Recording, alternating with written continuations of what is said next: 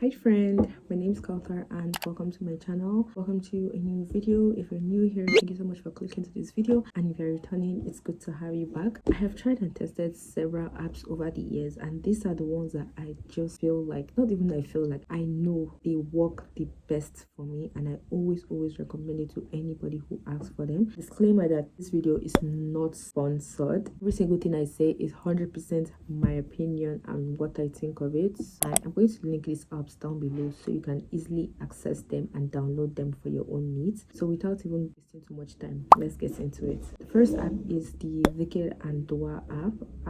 First of all, the interface of it's so beautiful. I love how the blue is contrasting with all the other colors. Like the name says, it's a Dhikr and Dua app, so you have things like your morning askar, your evening askar, your askar before sleep, your istighfar, your names of Allah. They even recently added a tahajjud tab where you have dua that you can say during tahajjud. They also added a duas for the ummah tab, which you can use to also pray for our brothers and sisters that are going through so much. I love the several tabs they have, like clothes, waking up, nightmares, different tabs for different times that you might need dua for it. Together with that, they have an articles tab where they go into articles on different topics that people like to be interested in, like tahajjud, your istighfar. They will tell you reasons why you do it, how to do it, even umrah. I see that they did umrah, so that's very I love just how they are able to create articles on several things that people would like to know more about. They have an emotions tab, or however you're feeling at a certain time, just switch over to this tab. If you're feeling angry, anxious, urge to sin, confident, distressed, sad, scared, read the duas under it. That's exactly what I do. I just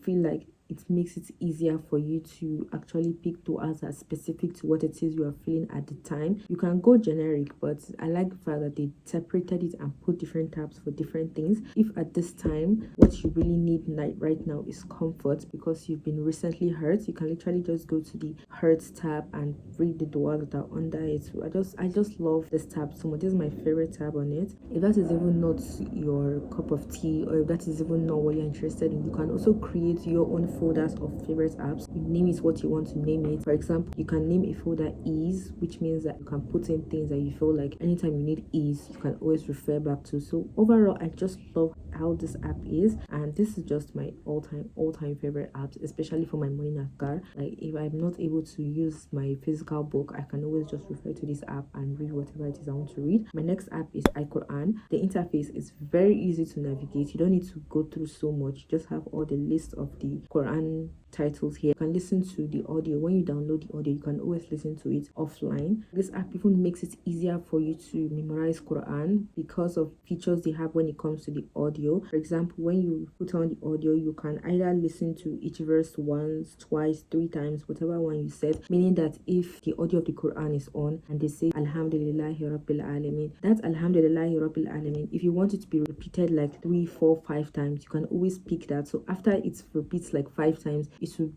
move on to the next verse, repeats the same 5 times, move on to the next verse, repeat the same 5 times. If you are trying to memorize a surah and you need to listen to the certain verse over and over again before it sticks, this feature is very good for you. You can also limit your recitation to a certain group of verses. Let's say you want to memorize just the first 10 verses of Surah Al-Kahf. You can limit the audio recitation to just the first 10 verses. Together with that, you can also now make those 10 verses repeat a certain amount of times. So you just know that you are able to listen to these verses over and over again, which makes it stick better than just you reading it once. They also have a surah repetition tab, which means that if the audio is going on, you can either stop the recitation at the end of the surah, you can repeat the entire surah all over again, or you can move on to the next. They also have like a number of reciters, my favorite being Mishari Rashid Al-Afasi. These features are just something that I find very helpful when you want to memorize the Quran. My last favorite app is Pillars. There's nothing really special about this app. The only thing they have, as usual with every other prayer notification app, the prayer tab, the Qibla tab, and there's a tracker tab. That is just it. I just